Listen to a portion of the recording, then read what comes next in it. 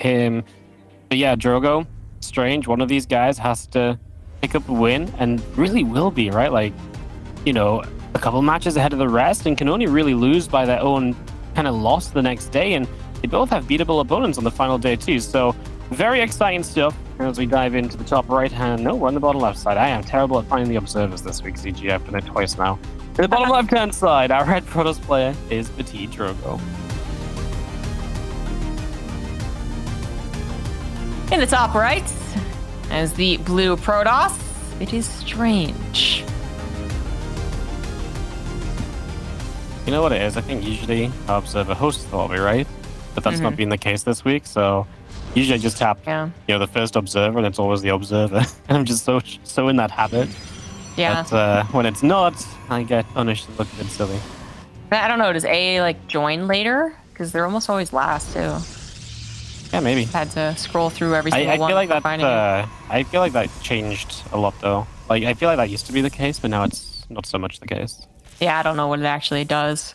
Of course, you can just press a shortcut for the people who know that, who are yelling at us. I know. But it's one of those things where like you put on 3 because you're like, it must be 3. Yeah. Oh wait, no, it's probably 4. Wait, oh shit, it wasn't. Okay, I'll try. Okay, well I'm not 6 anyways. Let's just play 6. That's how it goes every time. Yeah, that's never what you wanted it to be. It's never the simple option. PvP, ZG. I really think this one's going to be fun. We're already getting that fun opening of a low ground versus a high ground, although it is still going to be 2 gateways each. So that's already kind of interesting. Obviously, sort of a statement saying, hey, I'm going to low ground, but I still want my 2 gateways. I'm not going to be underproducing units. And of course, then you can maybe hide whether you expand or not in your main base after that too. So definitely some possibilities for this to get very intriguing very quickly. It's a little more obvious, yeah, what the person only on 1 base does. But even then, it's not exactly obvious. PvP it's all about those secrets. But right, it sets up a bit better if Drogo were to actually go into a Nexus, which probably is planned, but seeing that his opponent might be cheesing him. Do you see it? He kind of left the main base early with that probe, didn't he? So did he not see the lack of second pylon? Maybe not. No, the second. Hold on. No, I think he did, actually. I think he did. So he tried looking for it and he missed it, and it's a fake one anyways. But it is a 1-base build from Strange. Yeah, Strange going to get aggro, going to drop that Twilight Council down. We've seen, you know, fast blink on 1 base be so powerful against people who want to expand, just because having the blink stalkers that quickly really can undo a lot of the defensive units that get made against it. Because, you know, for a long time, aggression was dealt with by, oh, I'm going to build a Void Ray or a Robo and an Immortal, and then I'm just going to have the batteries to keep those units alive. But with Blink Stalkers, you can jump on top of those units, you can get really right on top of them, and then just shoot them down straight away, more so than batteries can heal. So it really takes away one of the main ways of defending 1-base aggression, and just really makes you have to double down on just extra gateway units of your own, which can sometimes be hard to get to. I feel like with Drogo to go on 2-gate expand shouldn't be as much of a problem, but it's always going to be without the blink. Whoa, he's really supply blocked, dude. Look at Drogo. Yeah, that's true. Yeah, he actually messed up hardcore. Wow. That's a huge supply block. Nexus nowhere near finishing. Pylon only got started about 5 seconds into the supply block. I mean, that might not affect his army count initially. You know, funnily enough, he wasn't going to warp in anyways, perhaps. But it affects the probes he was supposed to be getting now, and now he has to make army, right? So now he just has maybe 4 less probes, which eventually means less army units, right? So I don't know, man. Drogo feeling the effects of not practicing as a full-time player. Mechanics do eventually start to fall off. Could be the reason he loses this game. This is one of those little things, right, where it's like it's just a small moment of like a blip, or you think you made it, and then boom, it has such a huge knock-on effect as these stalkers are ramping up in numbers. We've got an additional gate on the bottom side of the map as well, so we really are heavily committed to the gateways. 4 gateways, Blink Stalkers ready to rumble, and like I say, that Immortal that's just being built, hard to believe that one Immortal is going to change everything. I mean, we do have a good amount of Stalkers and a few Sentries here as well. We'll see if it's enough from Drogo as we go up this ramp. We're going to blink straight forward. You go after a Sentry initially. Super Battery pops, and not enough damage to go through the Super Battery here, so the Stalker count not good enough at all. And that is how you hold it as PtitDrogo. Strange, missing that first volley, I think, affected him a lot. Yeah, 100%. That's one of the reasons that went that way. Because I think if he gets the first volley correctly, the second volley does kill the Immortal, I think. So that means there's only one immortal. It did less damage to the stalkers before they retreated as well. And now the snowball is clearly going well for Drogo, despite it was a very big error in the supply block. He even knows he can be confident. He's starting to build probes again. And Strange just try and catch up with a 13 worker deficit. Yeah, no, probably not. Yeah, nah. Yeah, the worker lead is obviously really great for Drogo here. Now he's just got so many mauls, it doesn't matter if you can jump on one and kill it quickly. The other two are going to shred in that process, and that's obviously going to just mean that you are in trouble. So, yeah, it looks clean, it looks simple, but there is an easy world where this could have been going the entirely other way so far. So, yeah, good for Drogo, but unfortunate for Strange, but his own mistake. Yeah, it was a pretty big mistake. Of course, Drogo, I think, was also setting up well, regardless of the detailed mechanics of it. He did have a scout available, was already going into a robo, so I think the scout came after, but it basically confirmed, okay, yes, we're building immortals, and then had shield batteries. And, you know, it would have been different if he had gone for his own Twilight Council, or even a Stargate, and there's a Void Ray that could have been very different as well. Now that it's 4 immortals, he is absolutely going to win any of these fights. So Strange had literally one moment, and it was missed. Yeah, I mean, that's the brutality of the build that you choose is, yeah, now we're going to, just go across the map, 4 immortals, no way to fight them. Like you're saying, it's going to be tough. You even try and do just a little bit of something here initially, and it doesn't really go very well for you, so... Yeah, and now we're even going to catch these stalkers, and that's not good because they've had to blink basically into immortal range still, and we're going to lose multiple more. PtitDrogo is having a field day here in game number 1, and he's just going to go across the map to win it. Yes, there's really no reason not to. Worst case scenario, it's a base race. But then he could recall, and the shield batteries would stop anything, I think, important from really being taken down. And it's inevitable that he'd win that one as well. So just go across the map, win the game here. Force Field's not quite stopping the blink up to the high grounds, and Force Fields from Strange going to buy him some time. But Drogo going to go for the contain while he gets his 3rd base up. You do have to start maybe worrying about something cheeky like Dark Shrine, but that's where the hallucinations could still come in if he doesn't decide to just bust up, which he's gonna do. Warped in a bunch of adepts as well. I think it's a cool move. They're gonna go jump on top of the sentries, get rid of those. Yeah, right. But if we target them as well, it would be nice. And gonna try and get away with the prism. Dangerous plays, unnecessarily dangerous plays, quite frankly. But it is gonna, for the moment at least, pay out okay. As the prism survives, and now we do just get forward and Strange attempting to make his defense here, but Drogo, the immortals are just powering through, and he's finally maybe going to lose one, right? But yeah, he just has so much firepower, and even when the immortals die, these stalkers are still good. GG is called. Strange would have still been down heavily in workers as well. And PtitDrogo is good to take game number 1. Big win, because as we've been saying, this match could decide everything in terms of who makes the playoffs in this group. Yes. Also a super easy win, so if that doesn't give you confidence, I don't know what will. Yes, it may be build order counter is too strong of a sentence there, but it was a good setup for Drogo, so it's probably one of those things where he identified pretty quickly he was okay. Nonetheless, that's the first time he's won a map against Strange in a year. So put it that way, it sounds really good for Drogo. When you say it like that, then yeah, it definitely is a good confidence booster. First map of the series, you feel good. Your opponent's the one that made a mistake, so you played well. Your opponent played a bit off. Everything is to love about this start for Drogo, and we'll see if he can follow through with it and take it to a Game 2 victory. Obviously, map score is something that could perhaps come into play as well when the group is somewhat close, as also when it comes to getting to those playoffs. So, even getting a 2-0 might be big for him. So, yeah, we'll see if he can do just that. Like I said, I'm not sure if map score in this group would matter too much. Maybe if Drogo, goes win-win, and then Spirit lost his match tomorrow, it's possible that then Drogo gets 3rd, and you never know when that's maybe a benefit as well to you, right, in the seeding of the playoffs too. So yeah, I'd say it's unlikely Spirit loses tomorrow, but I would say so as well. But you know what, CG, it's been such a wild week. I feel like anything can happen still. Even Wikipedia says some of these players are out. I wouldn't be surprised if they came back from the dead and made it to the playoffs with the way that these games have been going lately. It's been wild. Apparently Wikipedia used to be done by hand, I guess, or something along those lines. Yes, and now it's all automated. So yeah, so there's a reason the admin would slap our hand back from the cookie jar and be like, "No, stop saying what's on Wikipedia." Yeah, but now we can say it was pretty much confidence. Yeah, it's pretty amazing. As I will introduce the players first, because this time I'm on the right observer. I'm in the right corner of the map, and the bottom left, our red Protoss player is PtitDrogo. The top right, as the blue Protoss, he is Strange. Yeah, it's a pretty amazing tool because it doesn't. The only reason Wikipedia can now be wrong is if you have the wrong kind of like sequence of tiebreakers input, and then obviously it would like give different results or whatever. But it's incredible because the moment you put like even a map in, it can calculate if that just eliminates someone. So yeah, gone are the days of really having to do like the hard math. As long as you have the results already set up, you just sort of look at it and be like, yeah, it's pretty much good. This guy looks like he's getting through, and that guy's definitely out. So yeah, it's been nice.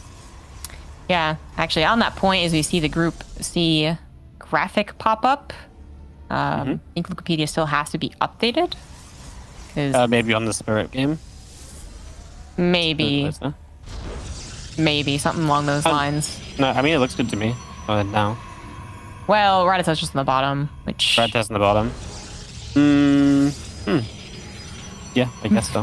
it might change. Okay, because Wikipedia is it on map score, whereas it probably is like map win amount on the graphic. We've had that before, right? Yeah, it's something along those lines. But what I was trying to bring up is that I guess Rattata maybe had like 2-0 or something, because now he's also officially red. So that's just that's a sad update basically. Oh, right, I see what you mean. Because even though he won, he's like now red.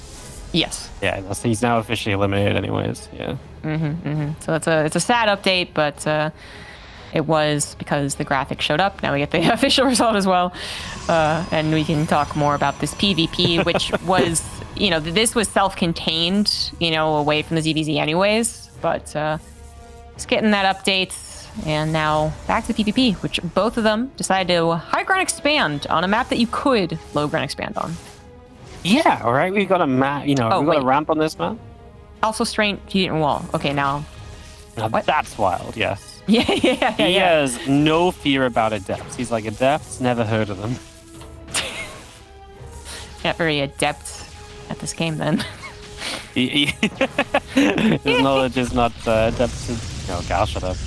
We've got Fear Dragon in the breaks for this, though. Exactly. So that's. It's funny. This isn't the first time we've seen it, but I've said it before. I'll say it again. I feel like the time we saw Protoss experimenting with this was about 2 years ago, because I recall Nina doing it occasionally. Maybe it was even longer. Maybe it was even regional. When it was kind of like a bait, one of those ideas, I think, that it works out if they overcommit and you're actually preparing for that exact overcommittal. You actually get to kind of go like, aha, gotcha. So imagine Drogo goes for 6 adepts and somehow they fail. Yeah. It's like, well, what? No, it's not supposed to. Well, how? But when it's kind of just like, whatever, they both do things regardless of the wall-offs, and it's not even that important to talk about. What seals the deal for me is when Roddy didn't used to wall off, but now he does. That's when you really know. Exactly. Roddy was set in his way and adamant about adepts and not needing to wall off, but nowadays, that man will wall off as well, so yeah. Man's been going Mass Phoenix for a decade plus, so he actually changes his mind. It's pretty impressive.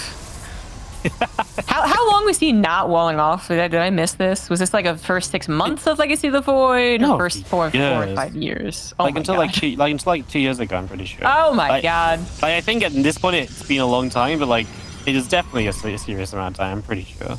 Damn. I think his logic was he could just defend them anyway, and so like you say, if they just commit them in, he's like, it's whatever. But at the end of the day, that was also kind of how he played as well, right, with certain builds and stuff. But I guess in that regard, but even he has now decided to wall. Is my point. So right, yes. So basically, guys, walling off is good, despite what this game has told you, which is that it doesn't matter. Drogo has never even bothered to make any adepts. Yeah, no, he hasn't. And they both are going to go up to 3 bases. Drogo choosing a very tame path, I want to say. Like, it's funny calling the Robo tame because it's the more abnormal one when Twilight Councils dominate the macro PvPs, I suppose.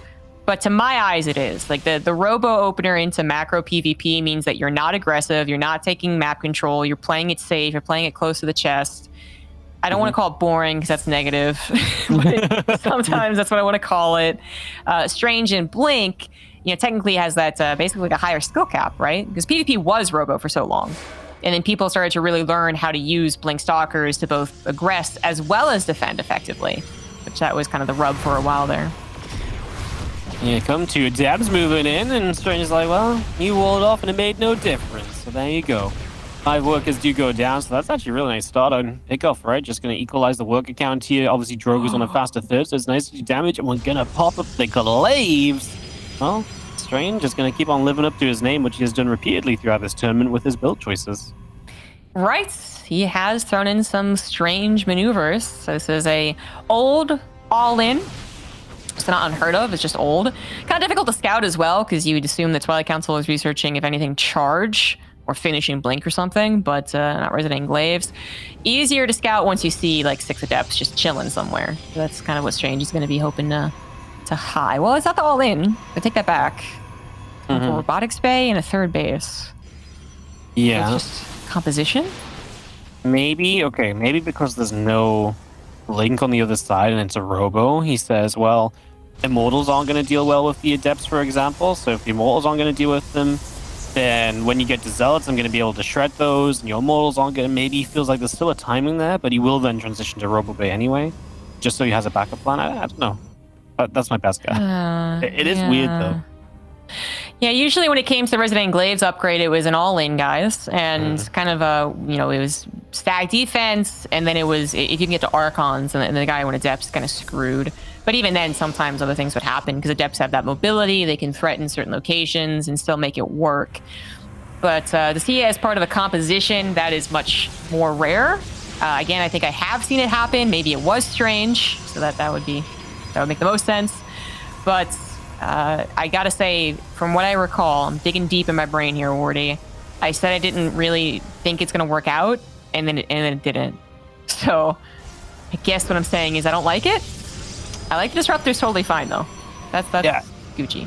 I don't like it either. I mean, hard to say it's great when he didn't do anything with it, right? Like maybe he warps in some harassing Adepts.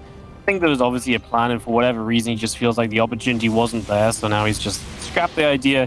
To raise his bit of resources. It's not like he, was necessarily meant to. Well, now he's going to build a few Adepts to help him out. So, okay, I don't know what it was. He just, he's in trouble at the end of the day.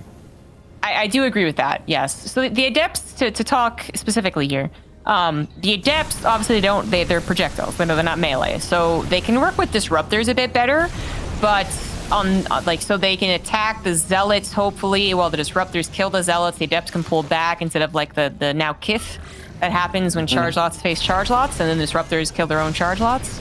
But on the other hand, the Adepts, I feel like, aren't easily used. They don't want to use their shade when it comes to pairing up with Disruptors either, which is one of their biggest benefits. And, well, I gotta stop talking theoreticals, because we have Strange. He's in a whole other trouble. He's actually kind of screwed. Yeah, I'm like, ooh, that's pretty good. Shot, but yeah, I mean, he's losing so much anyways. Yeah, you're not wrong. Drogo really just kind of leapt into all of his bases at once. And wasn't perfect for Drogo. Lost the Prism in the mains. The Immortals got kind of left behind, and then obviously that Disruptor shot was decent, but 34 probes killed, and Strange is going to be looking for worse for wear when it comes to work account and just general position in this game. Yeah. Loved the hallucination attempts, multiple attempts. He hallucinated Colossus, and then he hallucinated Archons, but I think the Archons were in vision of Drogo. Whoops. But now the supplies are just insurmountable, really. Drogo's going to finish up the upgrade, and that was the only thing that was in question there. And then he has the best counter to Disruptors possible, which are indeed Phoenix. It only gets a little more complicated if the game was more even. But as it is, this should be a perfect end game scenario. Rush in, pick up the Disruptors, easy peasy. Yes, this is the timing where you can kill the Disruptor guy with Phoenix that we didn't see earlier when it was Goblin versus Art. So yeah, this time around, Phoenix should just be able to lift up all the Disruptors. The rest of your army is way bigger, so then you just swarm, win the game, and you take the 2-0, and you're going to be feeling pretty happy about that. And I say, if this is how Strange goes out, it's really sad, because he's put up some really cool performances, some really cool results, and just great games, even when he's been losing. And then to kind of just lose such an important series like this one, just so quickly and so almost uninterestingly, right? Just sort of rolls over and dies compared to how he's played otherwise. just a little bit sad, but I mean, that is sometimes just how the games go. Especially the stranger you play. So you have a lot of opportunity to make it fun and funky, but you also have perhaps a bigger opportunity to call kind of flat, fall flat on your face. So there's still some hope. There's always hope when there's disruptors. Maybe the Phoenix missed the pickups. Maybe he harasses too much and has no energy. Then the disruptors actually hit, but Drogo has a second option available to him as well, which is just to go into mass air, which would still win him the game. I think it would make it a much longer game, and perhaps Strange could find more comeback opportunity, but both options are viable. Drogo gets to choose. Yeah, I wouldn't mind Drogo just kind of rolling across the map and winning, but like when he's got such a good work count anyways, sitting back doesn't do anything bad for him. It's not like he won't have an answer to Colossi, right? It's not like Strange is going to suddenly have an army that can just work without the disruptors. He's going to be outmassed either way. And yeah, if we want to go all the way to Fleet Beacon and play from there, then I guess go for it. We are going to go now, which I feel like is maybe one of the worst times to go because you're starting up carriers and, you know, the moment's maybe passed a little bit to kind of utilize the Phoenix, but yeah, I mean, at the end of the day, he just back it off, so it's just a test, and he is attacking in the main base as well of Strange, so he's going to have the Phoenix there harassing. He's just going to find what he can, ZG, just little bits and pieces adding up over time. Yeah, since the Phoenix aren't going for the kill move anyways, to actually do their other job, harass. So far, pretty good, pretty good. A couple of Stalkers going down. You don't really get armor upgrades in this matchup, so Drogo getting his attack upgrades on the Phoenix. I still don't think they're good against Stalkers, but kill them that much faster, I suppose. Obviously, the upgrades are more pertinent for the carriers. They could show up. Their reveal could happen when they have +2, which would be really devastating. And Strange, you know, he knows about the Stargates. There's got to be a thought in his mind, like this guy could be going into carriers, but he's not doing anything about it currently. And I guess the only thing he plans on doing is just going to go all in, YOLO. Hope he can get on top of the carriers and kill them with Stalkers. Yeah, you have to ask yourself the question, why am I not dead yet? And then it's like, well, I guess whichever way you look at it, Strange is like, well, if I'm not dead because he's just massing up an army and a mass economy, then I guess I may as well just try max out and just go one time because I'm not going to win the eco game. If he's just teching heavily, then go one time and hope I can overwhelm in time. But yeah, I mean, that's obviously just his choice. Like you say, what does he do against the carriers? Well, at this point, not really anything. I mean, if he wants to tech up into something to deal with them, then yeah, it's just going to be a very long time getting there because he isn't even on a 4th base to support it yet, which is generally a problem too. Yeah, he stayed on 3 base a long time. You know, I'm going to guess that Strange has gone through a lot of yes, no, no in this game. From the Resident Enclaves to the 3 base attack, no, 4th, okay. Which is going to be, all in all, very indecisive game that typically leads to worse StarCraft games. Strange now pretty much hoping for special Archon blasts to literally take down every single interceptor, which could happen. Could. We've seen Archons kill interceptors before. Yeah. This could be one of those times. Facts. It very well may be, but I'm just not gonna lie. Not quite believing in it just yet, I suppose, but let's see. I mean, disruptive shots fire, they get an Archon. Drogo seems to believe he's in not quite the position to go pushing in, but to be fair, he's denied the 4th base, right? So the safe play is just to say, cool, denied the base, and guess what? Now I just go back and, you know, get ready to go again. And I'm just going to keep you on 3 bases. You cannot possibly stay in this game if you're on that base count. I'm going to love it when we, like, call this game over, basically, guys, for 8 minutes. And then the one battle happens, and it happens perfectly for Strange, right? Like, Drogo shift-clicks on an Archon for God knows why reason. All of the interceptors stack up. Then the Stalkers blink under everything. The Disruptors take out the entire ground. I mean, that is technically possible. But Drogo should, I mean, at the very least identify that happening and be like, oh, never mind, JK, and then run away. And give himself a second chance in the game. So let us see. Time Warp actually effective here. Who would have thought it? Yeah. This is nice, just killing off every single disruptor with the interceptors already. Phoenix lift one of them up and in go the fight. Are the interceptors dying? Yes. Is it in time? Well, maybe. Is there any ground army left for Drogo? Because it feels like he might actually need it now. He actually has a lot of zealots still in amongst This was a mess of a fight, isn't it? I got no idea Yes. what actually. There was Yeah, okay. 2 Drogo Archons literally in the middle of Strange. Yeah. Because Strange Yeah. moved forward so much. Yeah, GG. Drogo actually not even dipping below 180 in that game, I think. So